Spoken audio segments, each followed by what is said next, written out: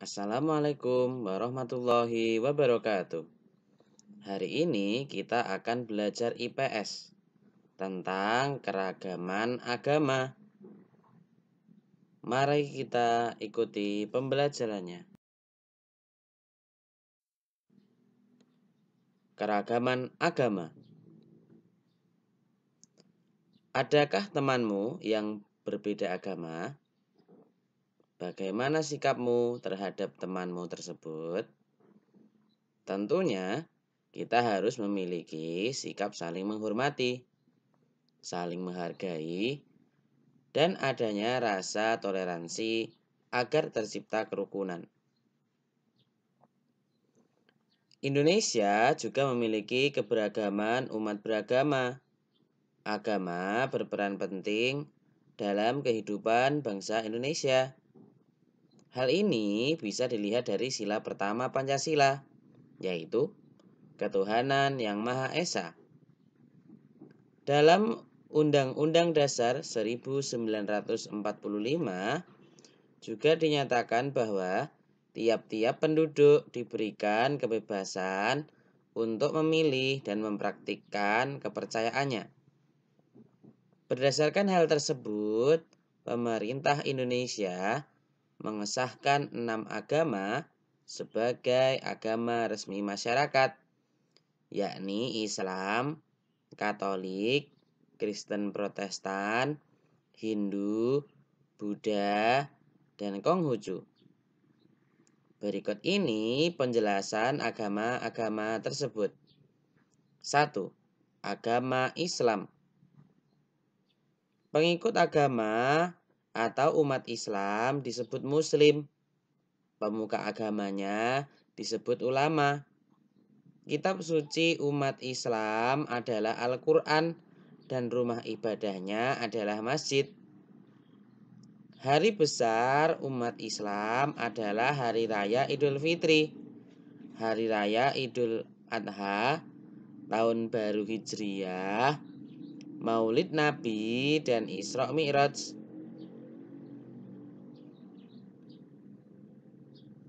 Masjid merupakan tempat ibadah umat Islam. Bisa dilihat di gambar ya, gambar 2.16. Yang kedua, agama Hindu. Pemuka agama Hindu disebut Wasi. Kitab suci umat Hindu adalah Weda dan rumah ibadahnya adalah Pura. Hari besar umat Hindu diantaranya Hari Raya Saraswati, Kuningan, Galungan, dan Nyepi. Pada gambar 2.17, nah itu adalah gambar Pura, merupakan tempat beribadah umat Hindu. Yang ketiga, agama Buddha. Pemuka agama Buddha disebut biksu. Kitab suci umat Buddha adalah Tripitaka dan rumah ibadahnya adalah wihara. Hari besar umat Buddha diantaranya Hari Raya Waisak, Magha Puja, dan Asada. Nah, di sebelah kiri ada gambar 2.18. Wihara merupakan tempat beribadah umat Buddha. Selanjutnya, Katolik. Pemuka agama Katolik disebut pastor. Kitab suci umat Katolik adalah Injil dan rumah ibadahnya adalah gereja. Hari besar umat Katolik diantaranya Natal, Jumat Agung, dan Paskah. Bisa dilihat di sebelah kanan pada gambar 2.19. Itu ada gambar gereja, tempat beribadah umat Katolik. Yang kelima, Kristen. Pemuka agama Kristen disebut pendeta. Kitab suci umat Kristen adalah Injil dan rumah ibadahnya adalah gereja.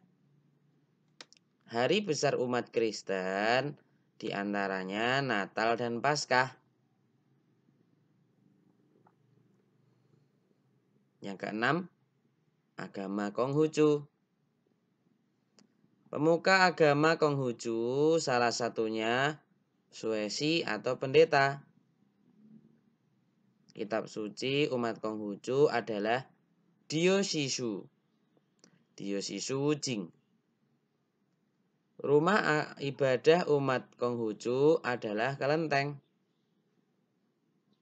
Hari besar umat Konghucu diantaranya Tahun Baru Imlek, Cap Gomeh, dan King Tikong.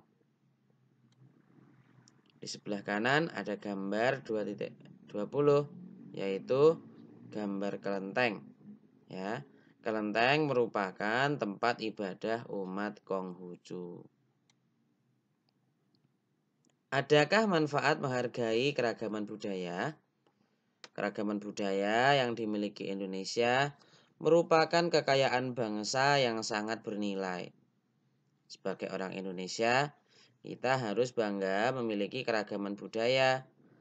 Kita harus menghormati dan menghargai keragaman budaya tersebut. Kita juga harus ikut melestarikannya. Bangsa asing yang berkunjung ke Indonesia sangat kagum dengan berbagai ragam budaya yang kita miliki. Untuk itu, kita sebagai bangsa Indonesia harus bisa menghargai dan merawat beragam budaya yang ada tersebut. Bagaimana cara menghargai keragaman budaya bangsa yang kita miliki? Cara menghargai keragaman budaya bangsa dapat dilakukan dengan cara berikut. Yang pertama, menghormati kelompok lain yang menjalankan suatu tradisi atau upacara adat dari daerahnya. Kita tidak boleh menghinanya, ya, tapi kita harus menghormati.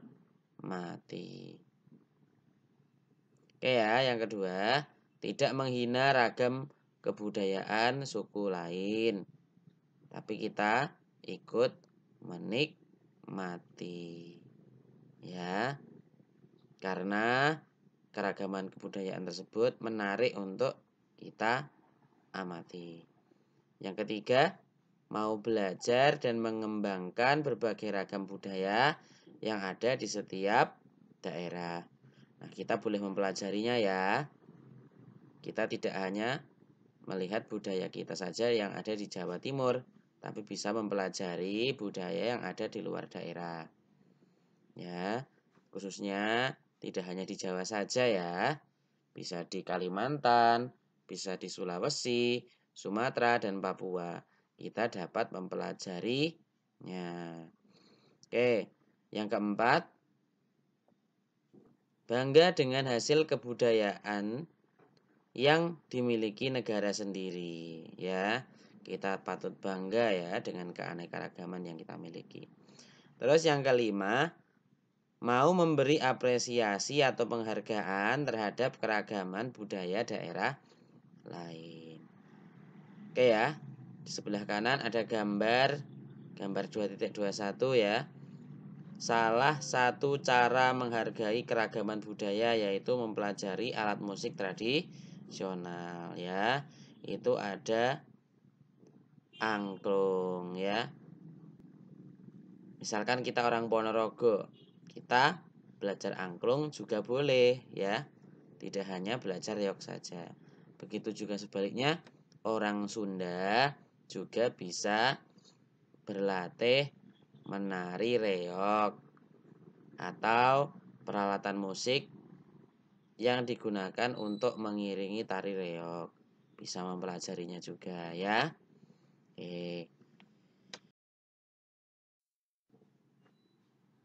Nah, dengan menghargai keragaman budaya di Indonesia, kita dapat memperoleh berbagai manfaat seperti berikut. Yang pertama, dapat menciptakan rasa aman dan nyaman dalam kehidupan di masyarakat. Yang kedua, dapat mewujudkan persatuan bangsa. Yang ketiga, mendorong masyarakat untuk berperilaku baik. Yang keempat adalah memperkuat sikap ketahanan nasional agar bangsa Indonesia tidak mudah terpecah belah. Nah, itu ada gambar di sebelah kanan, gambar 2.22. Melestarikan keragaman tradisi budaya daerah bermanfaat bagi sektor ekonomi dan pariwisata. Ya, itu ada kirab sepertinya, festival. Oke ya.